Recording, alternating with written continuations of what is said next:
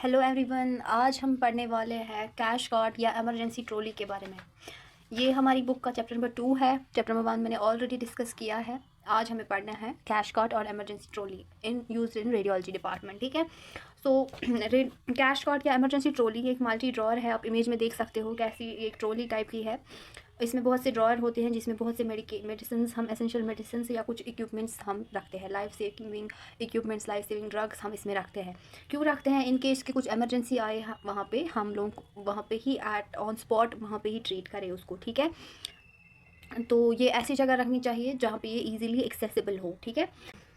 अब इसका पर्पस देखेंगे तो इसका पर्पस क्या है? जल्दी से जल्दी एसेंशियल मेडिकेशन प्रोवाइड करना, फैसिलिटेट करना इमरजेंसी इक्विपमेंट्स इजीली। ठीक है। इसके अंदर ही हम इक्विपमेंट्स रखते हैं। वैल्यूएबल टाइम हमारा ये बचाता है। अगर हमें कुछ इमरजेंसी होती फिर हमें लाना पड़ता बहुत मतलब दूर से, दूसरे डिपार्टमेंट से, दूसरी जगह से, दूसरे रूम से, तो ये ऑन वहीं पे हम करते हैं। अगर इनकेस कुछ एलर्जी हो गई, कंट्रास्ट रिएक्शन हो गया, कुछ हो गई वहाँ पे, तो ये इमरजेंसी ट्रॉली में हम वहाँ पे हमें ये टाइम बचाती है। ठीक है। इसमें मेडिसिन होते हैं, इसमें life saving equipments and drugs होते हैं। ठीक है। और इसमें आप देखो इसमें छोटे छोटे व्हील्स लगे हैं, तो ये मोबाइल इसकी मोबिलिटी से बढ़ जाती है। इससे हम अच्छे से ऑन साइट इसके मतलब पेशेंट के पास ला के हम वहाँ पे फिर ट्रीटमेंट स्टार्ट कर सकते हैं। ठीक है।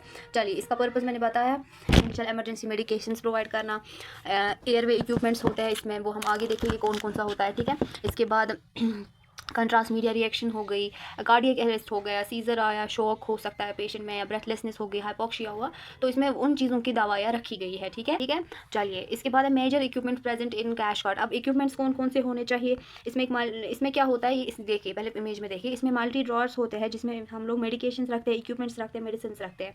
ठीक है। एक्सटर्नल कंटेंट इसका क्या है? बाहर से इसको क्या क्या लगा होता है? एक ऑक्सीजन सिलेंडर, ठीक है, एक मॉनिटर, डिफिब्रिलेटर और suction apparatus, BP instrument, stethoscope और इमरजेंसी ड्रग इंफॉर्मेशन शीट इसके अंदर होना चाहिए। ठीक है। चलिए, इसके बाद हम देखते हैं, यहाँ यही लिख के है, मैंने बताया आपको, ऑक्सीजन ब्रीथिंग सपोर्ट होना चाहिए, इसमें ऑक्सीजन सिलेंडर होना चाहिए, नेजल कैन्यूला होगा, डिफिब्रिलेटर मॉनिटर होगा, suction apparatus, BP machine, pulse oximeter, thermometer, ये सब इसमें प्रेजेंट होने ही चाहिए।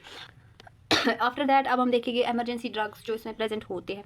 ये हमने ऑलरेडी पिछले वीडियो में भी ड्रग और इमरजेंसी ड्रग्स डिटेल से डिस्कस की थी, प्लस कौन सी कब यूज़ होती है वो भी देखी थी। लाइक एपिनेफ्रीन, जैसे हाइड्रोकॉर्टिसोन, एपिनेफ्रीन, एंटीहिस्टामिन्स, एट्रोपिन वगैरह किस चीज़ के लिए क्या यूज़ होता है वो मैंने डिस्कस किया। यहाँ पे भी लिखा है एलर्जी वगैरह के लिए हाइड्रोकॉर्टिसोन यूज़ करो। ठीक है। एपिनेफ्रीन, एंटीहिस्टामिन हमारे पास कौन सा है? ब्रेडिकार्डिया के लिए हम लोग एट्रोपिन यूज़ करते हैं। लो बीपी हो गया तो dopamine, normal saline, ivy fluids वहाँ पे लगाने हैं पेशेंट को।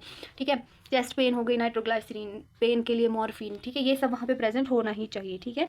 इसके अलावा हमारे पास कुछ एसेंशियल इक्विपमेंट्स भी होने चाहिए। ठीक है। कौन कौन सा इक्विपमेंट होना चाहिए? First is लैरिंजियोस्कोप। लैरिंजियोस्कोप आप देखो इमेज में, ये कुछ इस तरह से दिखता है। लैरिंजियोस्कोप का काम क्या है? It's used to visualise the larynx. ठीक है। लैरिंग्स को देखने में हमें मदद करता है।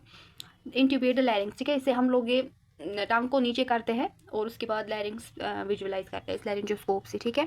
And help in endotracheal intubation. जब हमें एंडोट्रेकियल इंट्यूबेशन करनी होती है, ट्यूब डालना होता है, वहाँ पे भी हम पहले लैरिंजियोस्कोप की मदद लेते हैं। ठीक है। चलिए, इसके बाद है oropharyngeal airway. Oropharyngeal airway keeps airway open by preventing the tongue fall back. ठीक है। इसकी हेल्प से हम लोग क्या करते हैं, ये एयरवे को ओपन करती है। ठीक है। प्रिवेंट करती है टंग को फ्रॉम कवरिंग द एपिग्लॉटिस। ठीक है। यहाँ पे आप इमेज देखो, देख लो, यहाँ छोटे छोटे ये ट्यूब जैसे ओरोफेरेंजियल। ठीक है। उसके ऊपर है येलो कलर के नेजोफेरेंजियल, उसके ऊपर है एंडोट्रेकियल ट्यूब। ठीक है। देखो, एंडोट्रेकियल ट्यूब के बारे में हम पढ़ना है। एंडोट्रेकियल ट्यूब क्या है? ट्यूब इंसर्टेड, जो ये सबसे लंबा वाला है, tube inserted into trachea to maintain the airway and ventilation. ठीक है। ये एक फ्लेक्सिबल प्लास्टिक ट्यूब है that is placed in mouth into the that is placed through mouth into the trachea. मुंह से हम उसे ट्रेकिया तक पहुंचाते हैं और फिर it can be connected to the ventilator machine to provide the artificial respiration. इसके बाद है हमारे पास ट्रेकियोस्टोमी ट्यूब। ट्रेकियोस्टोमी ट्यूब देख लीजिए, यहाँ पे इस पेशेंट को लगा हुआ है ट्रेकियोस्टोमी ट्यूब यूज। तो ये क्या करते हैं हम क्या करते हैं, ये कैथेटर टाइप का होता है जिसे हम इंसर्ट करते हैं ट्रेकिया में आफ्टर ट्रेकियोस्टोमी। जब हम ट्रेकियोस्टोमी करते हैं ना पहले पेशेंट की, उसके बाद ये कुछ टाइम के लिए इसके बाद हम ये यूज़ किया जाता है, उसके बाद ये यूज़ किया जाता है। ठीक है। चलिए, इसके बाद है हमारे पास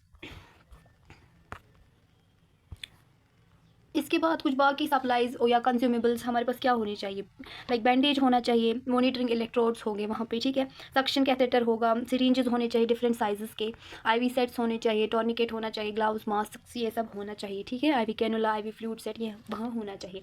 उसके बाद इन्फॉर्मेशन शीट होना चाहिए जिसमें हमें मेंशन करके हो contact number, emergency contact number, doctors के नंबर, ठीक है। बाद है कंट्रास्ट रिएक्शन प्रोटोकॉल चार्ट, अगर कौन सी रिएक्शन हुई, स्किन रिएक्शन हुई तो क्या करना है, बाकी कोई रिएक्शन होगी तो उस टाइम क्या करना है, उसके लिए एक शीट वहाँ पे होना चाहिए। इसके बाद है हम लोग maintenance of emergency trolley.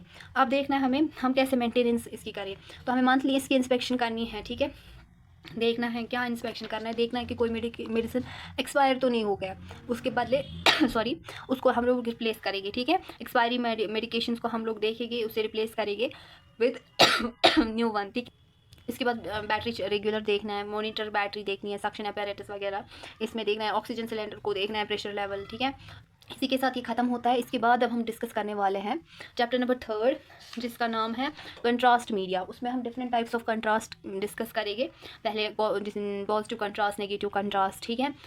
MRI के लिए भी उसमें थोड़ा बहुत लिखा है, एमआरआई के लिए हम कौन सा कंट्रास्ट यूज़ करते हैं, यूएसजी के लिए कौन सा कंट्रास्ट यूज़ करते हैं, प्लस ब्रीफ हम जो आयोडिनेटेड कंट्रास्ट है हमारे पास ओमनीपैक वगैरह उसके बारे में डिस्कस करेंगे। And barium study, barium contrast के बारे में हम डिस्कस करेंगे, ठीक है।